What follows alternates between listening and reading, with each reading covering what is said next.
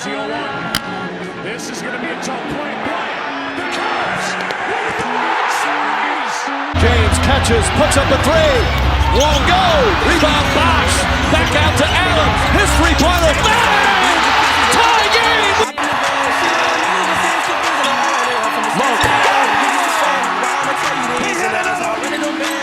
Back today, so I got time to be tripping and writing no love song. Yeah, writing no love song. We all experience love loss. Yeah.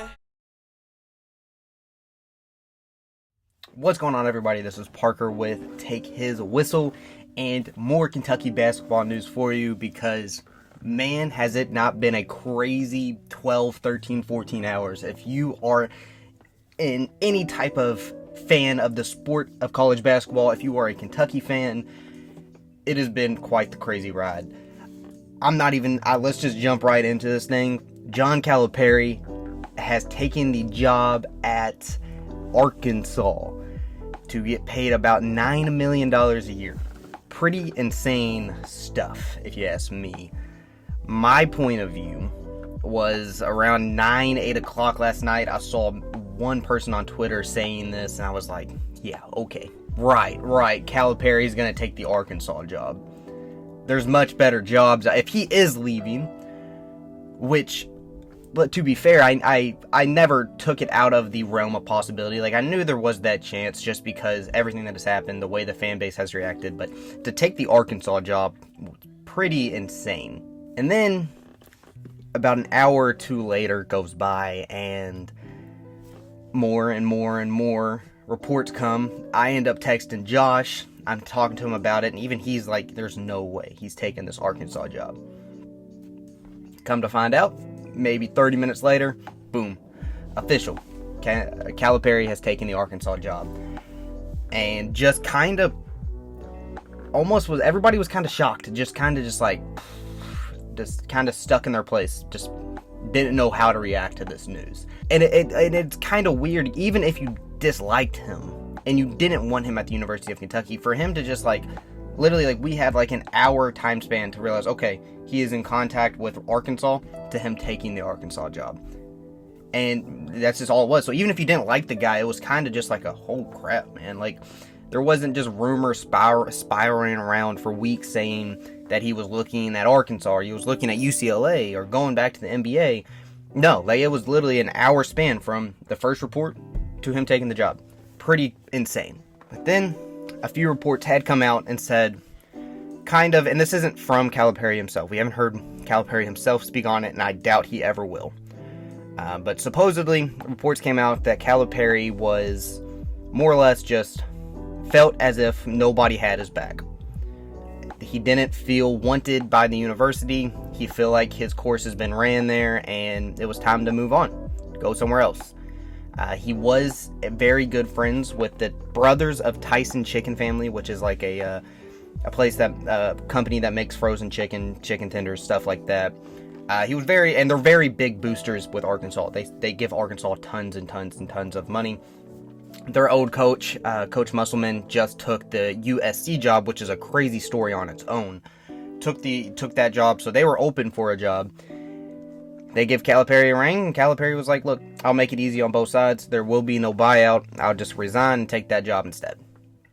That's just how it was. And so, looking at it now, the good news is Kentucky doesn't have to pay that $33 million buyout, which was, let's be fair, that was kind of holding some people back upstairs at Kentucky.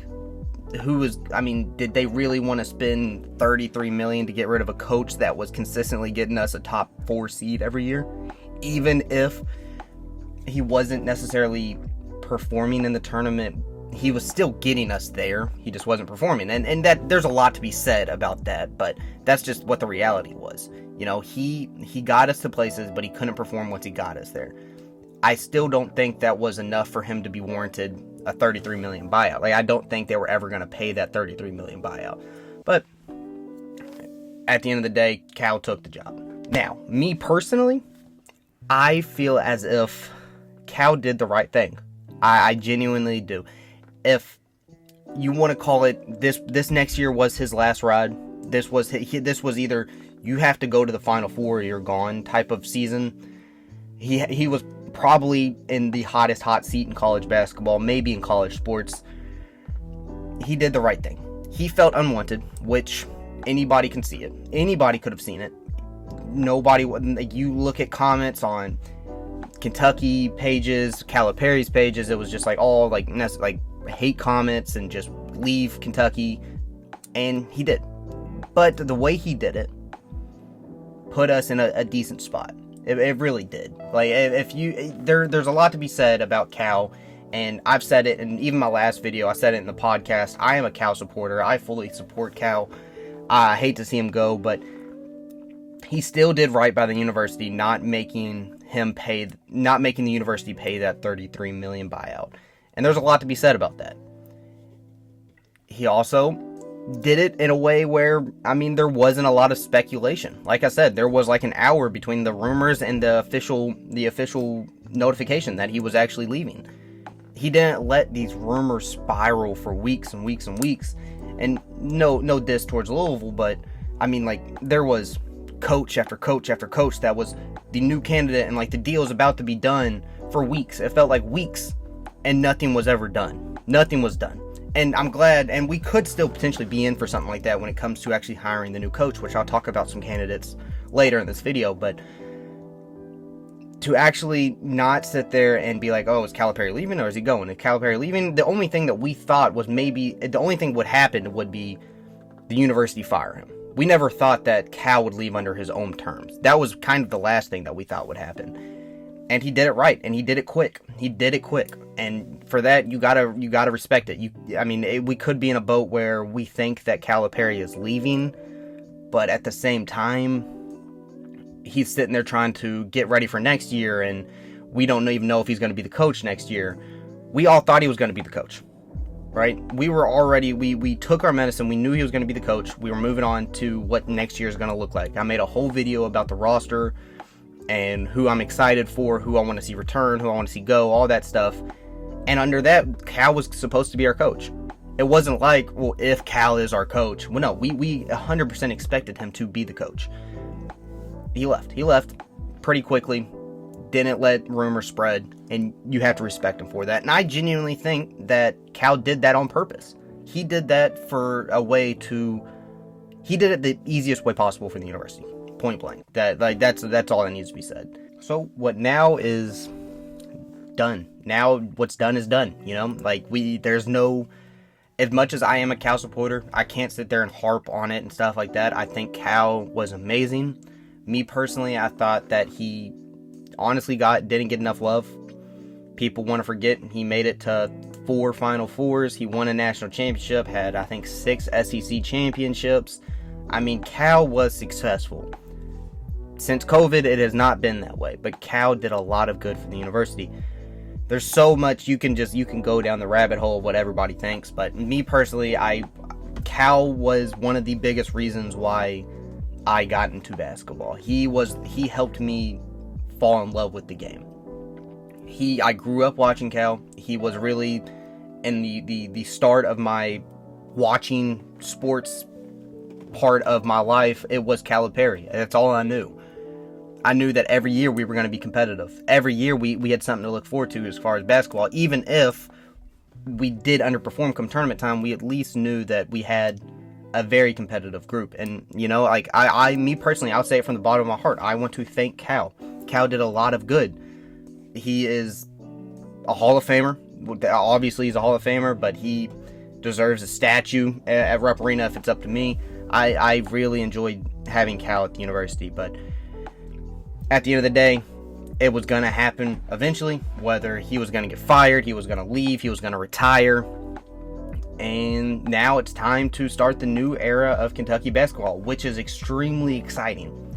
But it all starts with our next coach hire. It all starts with it. So I have a list, my personal list, ordered 1, 2, 3, who I want at the university. Some of them are a little bit unrealistic, but, I think that Kentucky is, and this could be some bias in me, but I think that Kentucky is the most prestigious job in America, as far as college basketball goes. This is like the highest pinnacle of all of college basketball. Whether you want to say it's Duke, whether you want to say it's UConn, whether you want to say it's Kansas, Louisville, whatever you want to call it. Me personally, I'm also a Kentucky fan. I genuinely believe that it is Kentucky that is the most prestigious job. With that being said, first and foremost, the number one coach should be the first call from Kentucky. Don't know if he's going to take it, but it's Dan Hurley. I don't know why. I don't know why you would try to call anyone else other than Dan Hurley. He is playing in the national championship game tonight against Purdue, which probably there's a lot to be said. If you're a Kentucky fan, you must be watching that game, because there's probably a lot to be said about that game and the result of that game. But Dan Hurley has been phenomenal.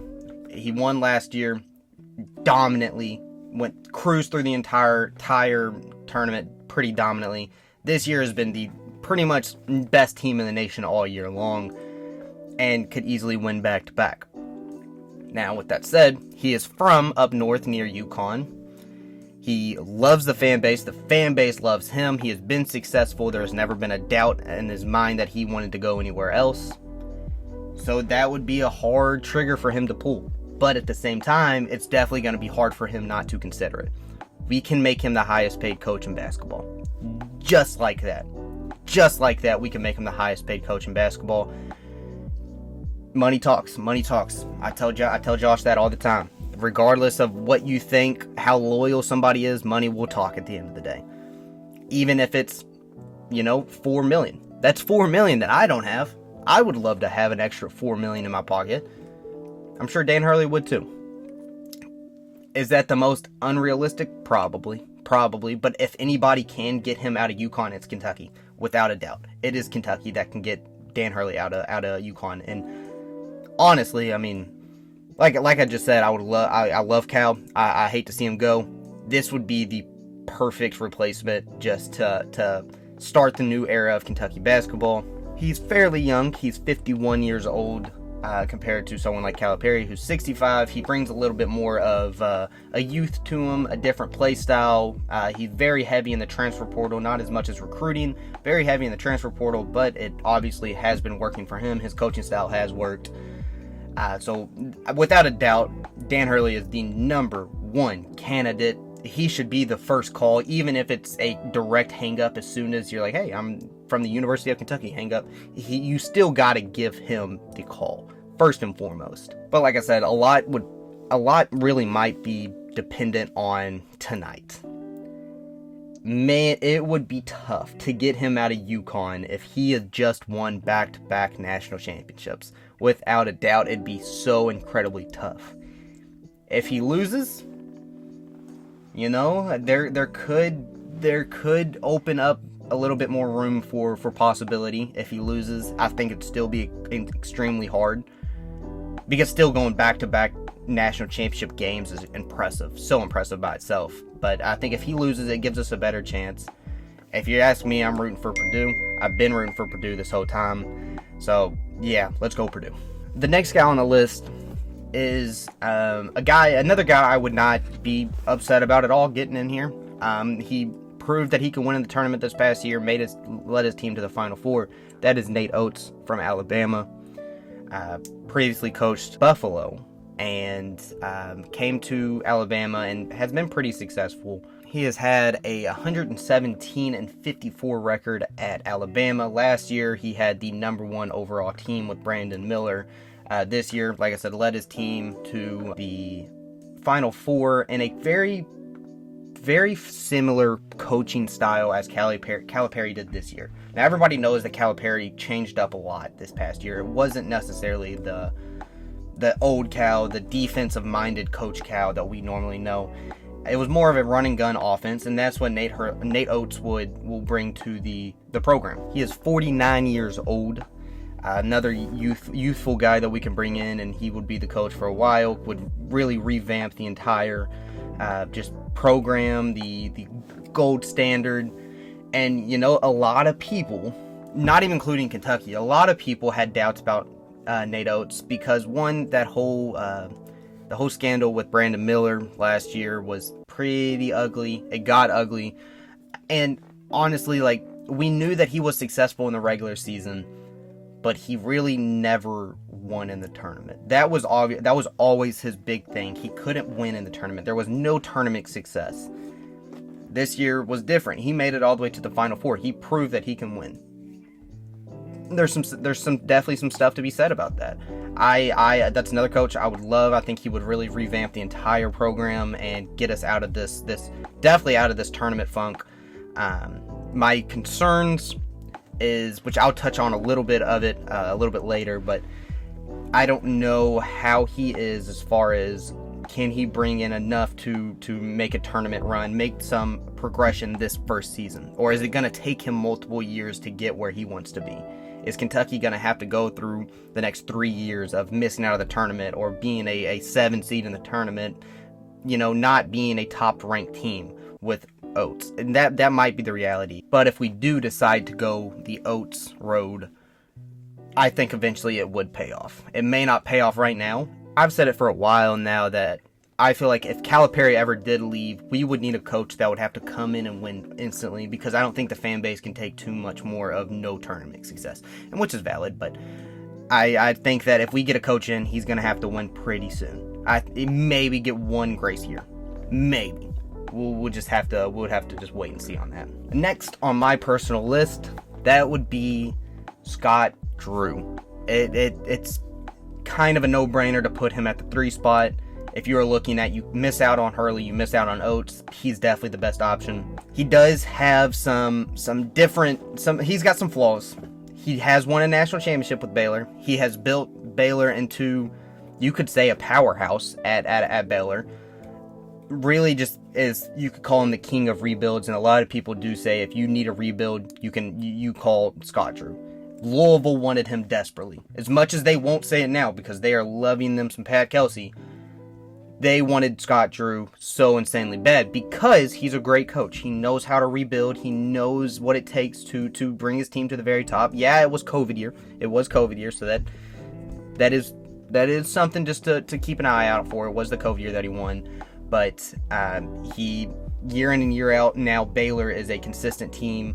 This year they were great. Some people had them as a Final Four lock.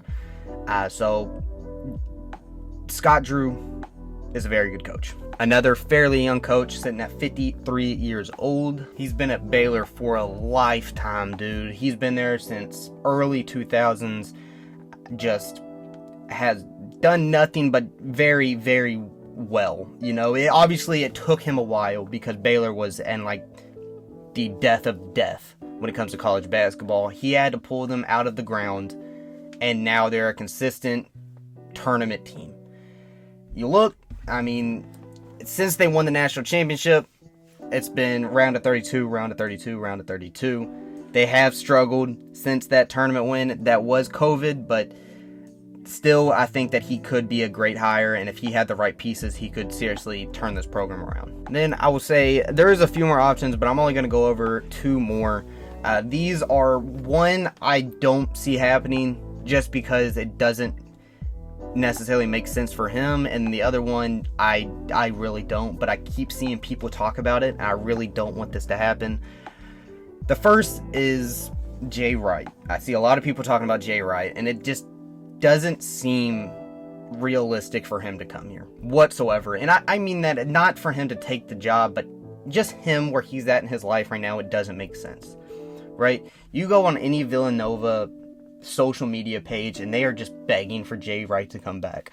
Jay Wright absolutely loves Villanova. I think if he ever did get back into coaching, me personally, I think he'd go to Villanova without a doubt. He's got a great gig on TV. He's probably rolling in a lot of money. Maybe not as much money if he took the Kentucky job, but he's been retired for 2-3 years now. He publicly said he didn't necessarily like where college basketball was going as far as transfer portal and NIL, and that's a big reason why he got out. Honestly, that is what college basketball is. That if you want players, that's what it is going to have to be. It's going to either have to be transfer portal or it's going to have to be NIL. That's just college basketball. That's just college sports now. If you want players, you're going to have to pay for it. He didn't like that. Is that really who you want coming into the program? Somebody that really didn't understand the concept of it, didn't know how to succeed necessarily, or simply just didn't like it in general. He personally didn't like it. He's still a huge college basketball advocate, but he just didn't like coaching and making those decisions and doing those type of things, which is understandable, right? Coach K wasn't a fan of it. Roy Williams wasn't a fan of it. He's not the only one, and that's totally understandable. I just don't see it realistic for his point of view to come to Kentucky. He will not really gain anything from it. He's not going to take another stepping stone. He probably could coach them to a national championship. Without a doubt, he probably could. But, I mean, is that really what he wants right now in his life? I don't know. I just don't find it very realistic. And the final guy that I do want to touch on, who I am kind of against, I don't really want him here just for a few reasons, Billy Donovan. I don't know why he has been in so much talk, but I know the Bulls are tired of him and ready to move on from him. But I don't see why anybody in Kentucky would want him. First off, he coached Florida. He's a Florida advocate, one of our biggest rivals. He's been out of college basketball for 10 years now, I believe. 10 years he's been out of college basketball. And I told Josh this exact same thing. These past 10 years have been some of the most influential 10 years in college basketball history. If you look at college basketball 10 years ago, if you look back at it at 2014, Kentucky made a championship that year. And look at it now, the landscape, how you got players. If you're Louisville, you still paid them. But everybody else, you didn't pay them. There was no transfer portal. It took you had to take a year of eligibility to transfer. Like, it was so different. And you really expect this man who's been out of college basketball for 10 years. It's not like this is the first year. He's the first one with everybody. He's the first person. He's with everybody else as this is a learning curve. No, there's some people, Calipari, Pat Kelsey for Louisville, Scott Drew, Dan Hurley. These people have somewhat mastered the transfer portal and NIL. They know how to work it so well. Do you really think Billy Donovan is going to come in and just like that? What are we like? Me personally, I don't want Billy Donovan. Me saying this, we're probably going to end up hiring Billy Donovan just because it's how my luck ends up turning out. Every time I say I don't want something, it happens. So me personally, I just don't think Billy Donovan is the correct route to go just because he's been out of college basketball so long. I feel like if he does come back in college basketball, he's going to have to go somewhere pretty mid-major, and that sounds crazy because Billy Donovan, he's won 2 national championships with Florida. He's done great things in college basketball, but you can't join college basketball now and still be on top of your game because the landscape of college sports has changed so much in the past, especially 10 years, but especially like the past 5 years. It has changed so much. I don't know, man.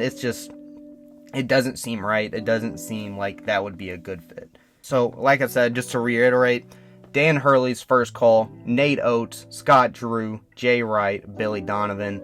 Those are the top 5. And Billy Donovan, I don't even want to put that there. I just see a lot of people saying there's definitely better options at that 5 spot than Billy Donovan. But I just see it all the time. I'm seeing it 24/7 as soon as I look at my phone. But especially those 4 would probably be in that order.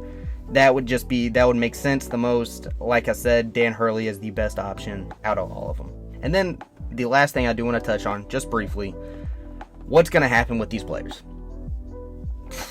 So, for those who don't know, Adu Thiero has declared for the draft and entered the transfer portal. Justin Edwards has declared for the draft, and Aaron Bradshaw is the most recent case. Just recently entered the transfer portal as well. All guys that I expected to leave besides Adu. I thought that Adu would come back. And if Cal came back, I really feel like he still would have. But, I mean, Justin Edwards and Aaron Bradshaw, I both expected them to leave. I think I said it right. I think I said in the last video I made, I think I said Edwards was going to go pro and Bradshaw was going to transfer. It just made sense to me. I don't know. But I think that's just the beginning. We're going to be saying goodbye to a lot of these players. I think that if anything, we're going to wait for an announcement on coaching before we really see some of these players drop. More specifically, I'm looking at DJ Wagner, I'm looking at Reed Shepherd, and I'm looking at Ugo. Other than that, I think all the other players more than likely are going to end up passing on They're either going to go pro or they're going to transfer. I don't see them staying in Kentucky any longer. And as far as recruits, man, I'm praying that Boogie Flan still comes here. It seemed like he was really excited to come to the university. Was it because of Cal? Probably, but he was very excited to come to Lexington and win at Lexington. So I really hope he still comes here. But more likely than not, we're gonna have to face reality. All these players are probably gonna go. They're probably gonna to decommit. The only player that I feel pretty confident that's gonna stay is Travis Berry, just because he's a Kentucky boy. I think that he stays at Kentucky regardless, and it could be good for him. I will, in the last video, I was literally saying that I was worried about having an overload of talent, and somebody like Travis Berry probably wouldn't get much playing time. Now, if he's like one of the only recruits that end up staying, if he's really the best player on this team, he might be a star. He won't have to worry about being the 4th or 5th or 8th best talented player on the team. He might be the most talented player on the team now. So I think Travis Berry definitely stays. Other than that, I really hope Boogie Flan stays, but I wouldn't bank on it. And that goes for pretty much everybody else left in the recruiting class. But yeah, man, that is going to do it. I will definitely make another video once we find out who the new coaching hire is. I'll probably keep in touch as far as people declaring, people transferring, people decommitting, just all the new news. I will definitely try to cover. I might get Josh on here at some point to kind of talk about some stuff from his point of view, being a Louisville fan. I might do that. It's going to be a very interesting couple of weeks. The madness is really beginning. Tonight is most definitely important. We need Purdue to win this game. Zach Edey, I need you to hoop. I need you to hoop so much. But yeah, that's going to pretty much do it. I will see you guys in the next one. Peace.